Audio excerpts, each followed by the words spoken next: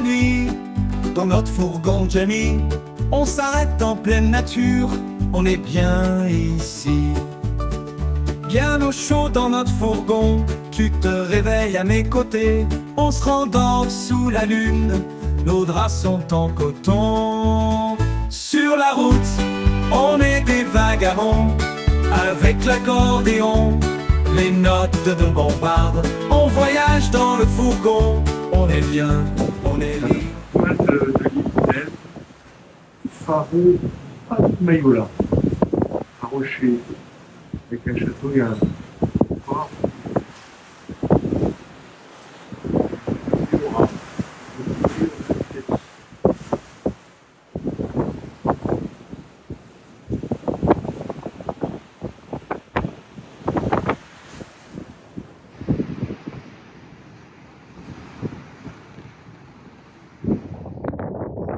Nous arrivons sur le port de Livorno, en Italie.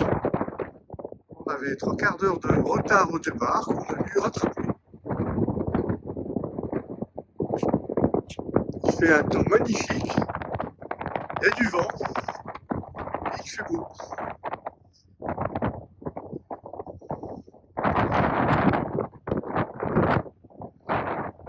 Ce n'est pas large.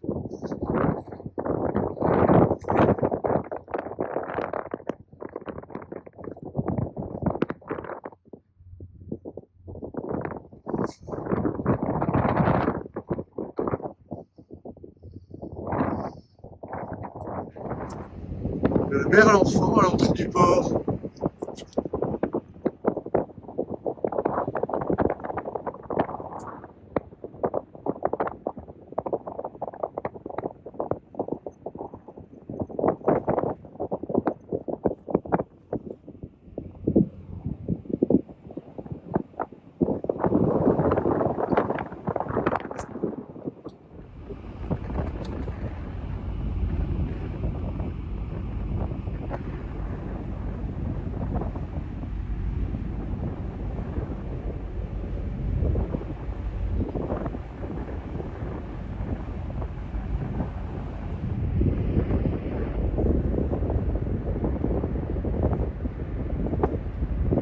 Ah, il y a du taf!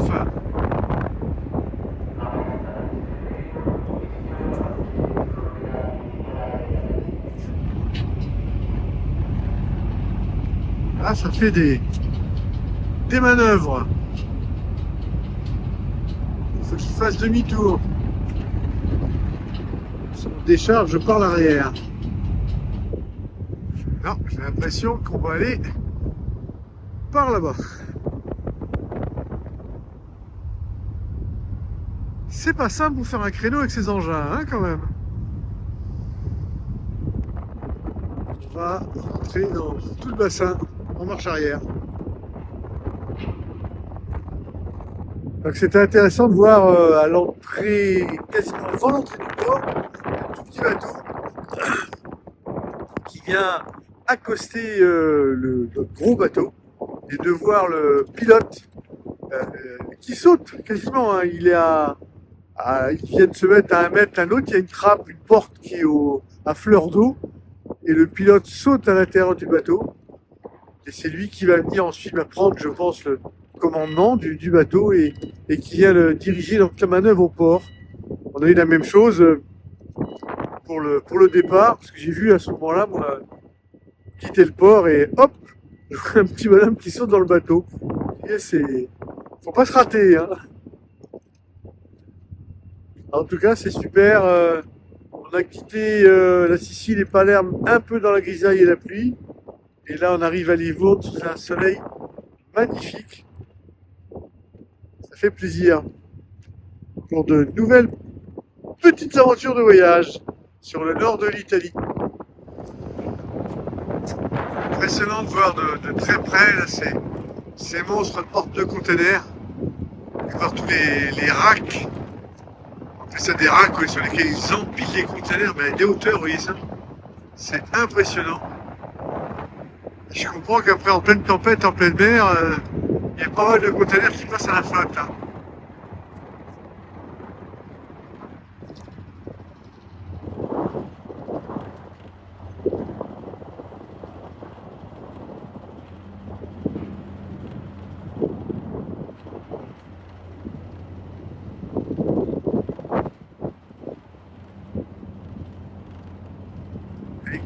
grimper par au-dessus.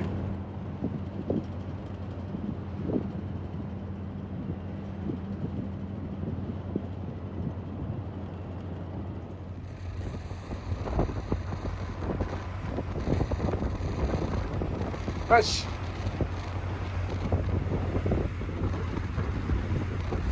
Il y a de la puissance.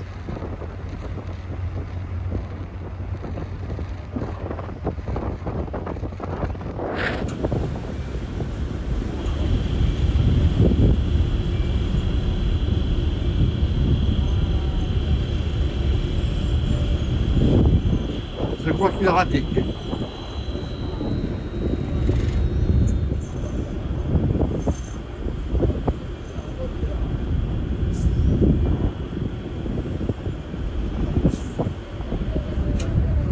Cette fois-ci, c'est bon.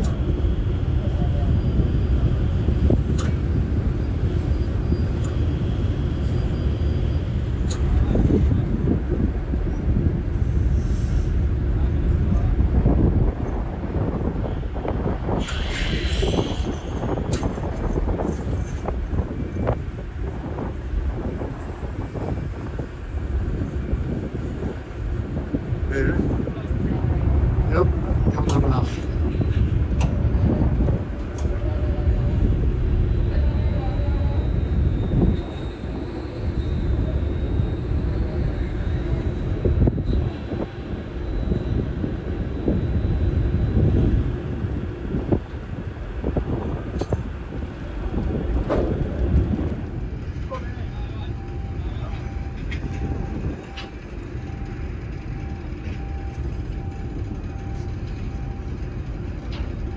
Là, ils ont commencé à ouvrir la porte arrière qui va servir de passerelle de passage.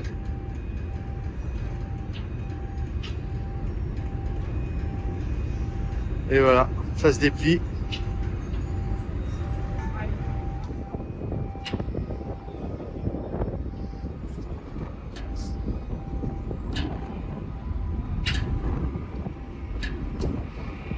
C'est impressionnant le système de vérin quand même. Hein.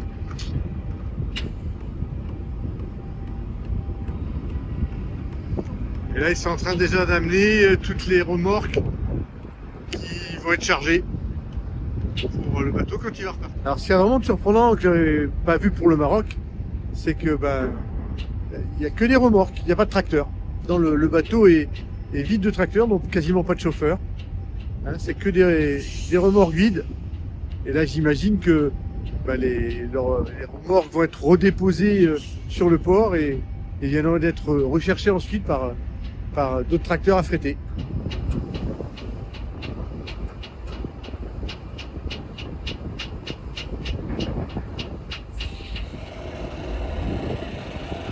Deuxième porte.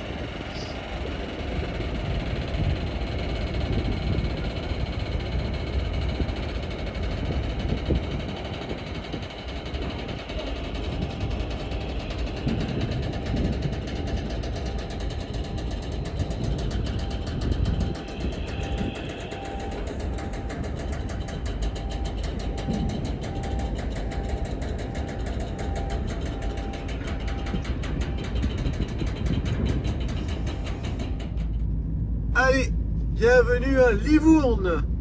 Donc on est le vendredi 20 mars, 14h30. Donc parti en retard, arrivé en avance, puisqu'on est déjà sur la route. Et c'était l'heure d'arrivée du bateau.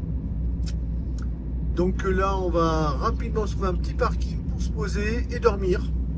Parce que la nuit a été très courte. Hein.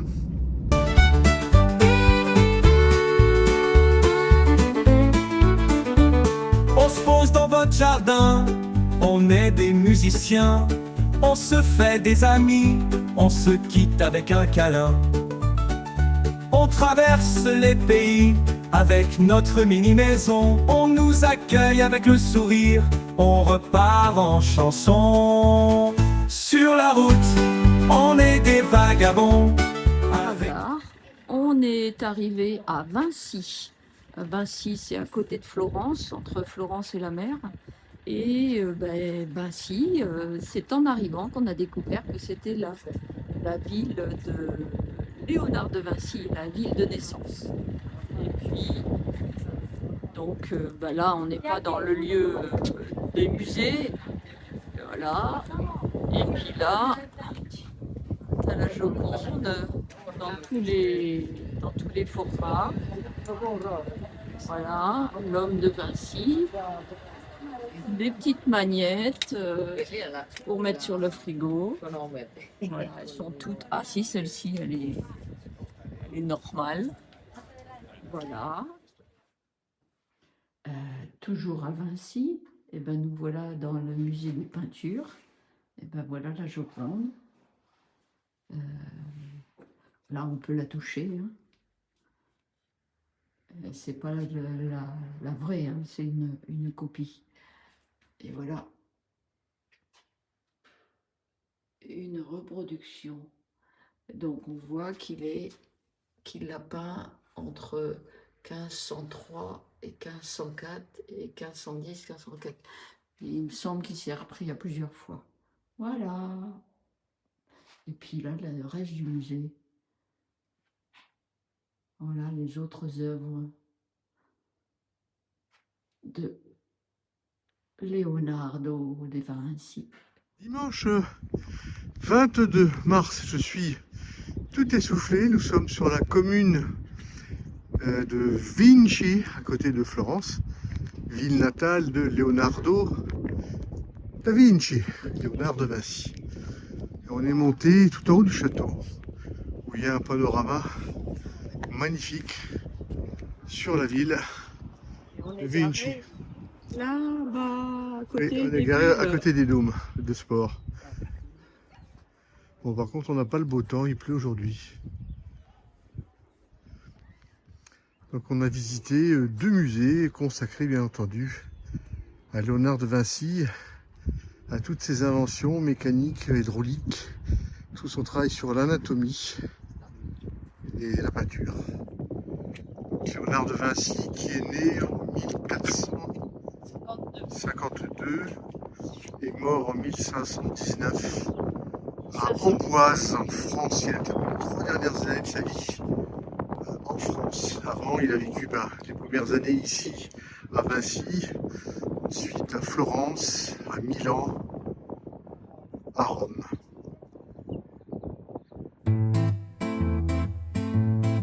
Je suis Elisabeth et je joue de l'accordéon.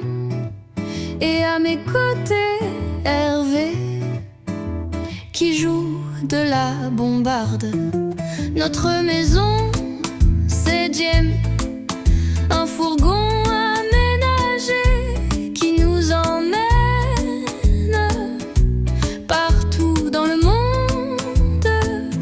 On partage nos chansons, on partage notre musique, on voyage à temps plein, on vit comme des rois. On aime rencontrer trop de voyageurs, on aime découvrir de nouvelles cultures, on aime partager nos chansons, on aime partager notre musique. Je suis Elisabeth et je joue de l'accordéon. Et à mes côtés, Hervé qui joue de la bombarde. Notre maison, c'est Diamé, un fourgon aménagé qui nous emmène partout dans le monde.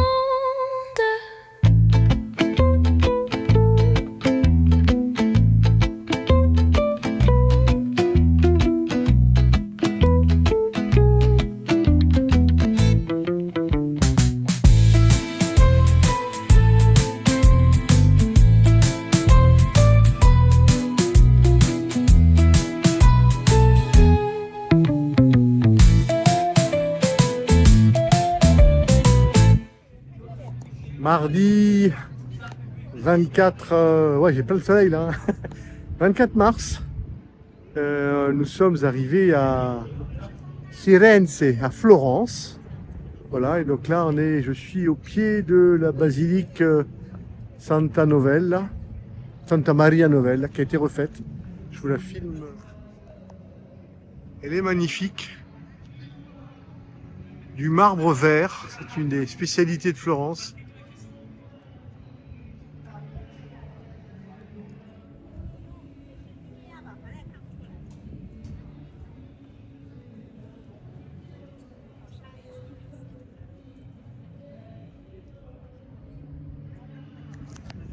Alors on a beaucoup de basiliques, une cathédrale, beaucoup de basiliques à visiter, mais on va pas faire que les églises, hein, n'est-ce pas Elisabeth? On va voir ce qu'il y a. Bah, déjà, il y a des arcades, là, c'est joli. On a un temps magnifique aujourd'hui, même si matin on avait 2 degrés à l'extérieur. Non, 2 degrés à l'extérieur au fourgon, donc ça veut dire moins quelque chose. Voilà, on était plutôt dans les zéros. Mais là, il fait 23, 24 degrés. Un temps magnifique. Des musiciens sur la place. Donc là, on est sur une forme d'obélisque. Et ce qu'il y a de marrant, ce que fait remarquer Elisabeth, c'est soutenu par des tortues. C'est des vrais ninjas. C'est des tortues qui tiennent. L'obélisque est posé sur des tortues. Ah ouais? Et ce qu'on voit, c'est pour empêcher que les fusions, C'est les tortues qui portent l'obélisque. Bon, ça doit avoir une histoire, si quelqu'un sait, dites-le nous en commentaire. La fameuse basilique, non pas basilique, pardon, le Duomo cathédrale de Florence. On fera pas les visites, parce que rien qu'à côté de la cathédrale, c'est énormément de monde. Après, tout est payant. Et il faut avoir réservé à l'avance. C'est pas fait pour nous. En tout cas, ce marbre vert rose, c'est impressionnant.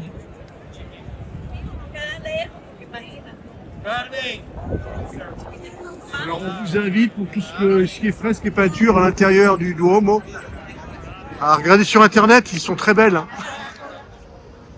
Donc, la cathédrale, début de construction, elle est de fin 13e siècle, hein, 1270. Et ils vont commencer tout à final, à la fin du 13e siècle, à mettre une coupole magnifique qui fait 2,50 m de diamètre, tout en haut de la cathédrale. Mais à l'époque, ils ne savaient pas que le métal, l'or, en plus, attirait la foudre.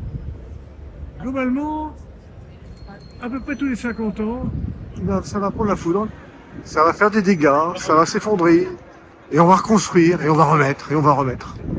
Le plus gros dégât, d'ailleurs on le voit au sol, ici, c'est marqué d'une pierre blanche. La fameuse coupole est tombée, fauchée à la base, on est en 1840 je crois.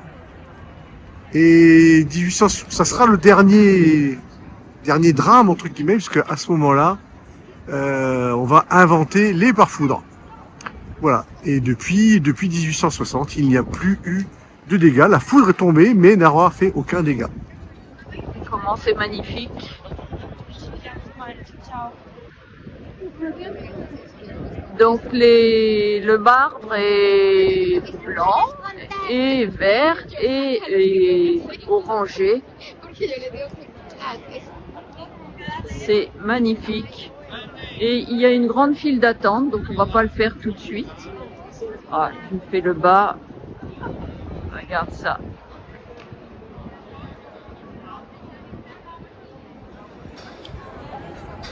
De plus près pour tous les détails.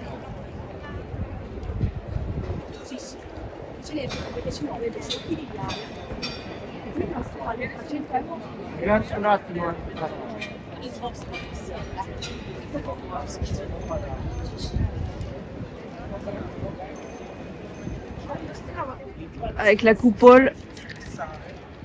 Et on voit des gens là-haut. Et il y a 400 et quelques marches pour y aller. Je pense qu'il faut réserver pour avoir sa place quand même, pour souffrir comme ça. Et là, la tour. Et que c'est infini, c'est infini, c'est infiniment grand. Allez, nous sommes à l'arrière, complètement à l'arrière, avec tous ces détails.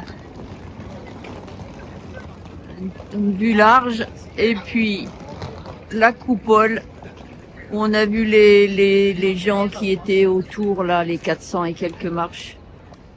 Puis maintenant, en détail, allez. Je descends tout doucement pour voir tous les détails. Là, je suis au plus gros. C'est géant. Et il y a un monde. Mais comme dit Hervé, on a peut-être de la chance. Il n'y a pas beaucoup de monde. Il n'y a pas beaucoup de monde. Regarde, comme c'est beau. Ah, c'est impressionnant. Époustouflant. Et là, ça rend pas ce qu'on voit, parce que là, ça nous écrase complètement. On nous a conseillé d'aller dans le marché couvert de Florence pour découvrir des plats typiques. Un rassemblement important devant ce stand où on faisait le panino della Troia. Panino, traduction sandwich. Troia, j'ai cherché un peu. Bien entendu, c'est un sandwich à base de cochon. Et Troia ne veut pas dire truie. Il va falloir chercher un mot beaucoup plus vulgaire que je vais simplement traduire par cochonne. Le sandwich de la cochonne. Alors apparemment, beaucoup d'étudiants sont sur Florence et sont attirés par un petit peu ces termes un petit peu vulgaires, ces sandwichs un peu particuliers.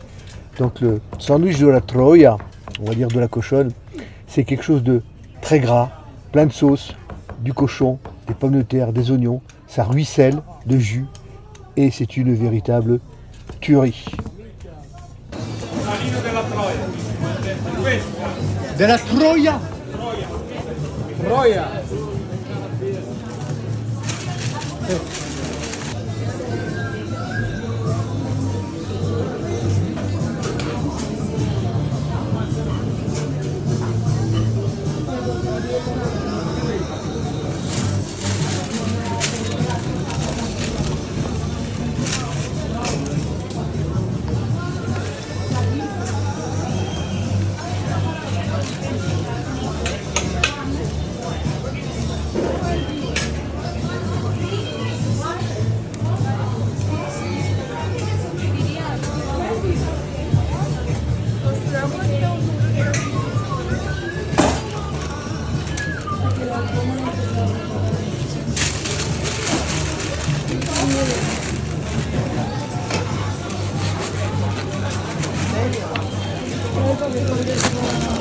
Grazie per uno.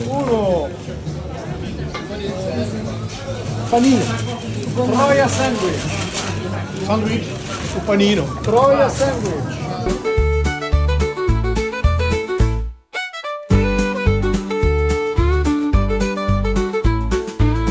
On se pose dans votre jardin, on est des musiciens.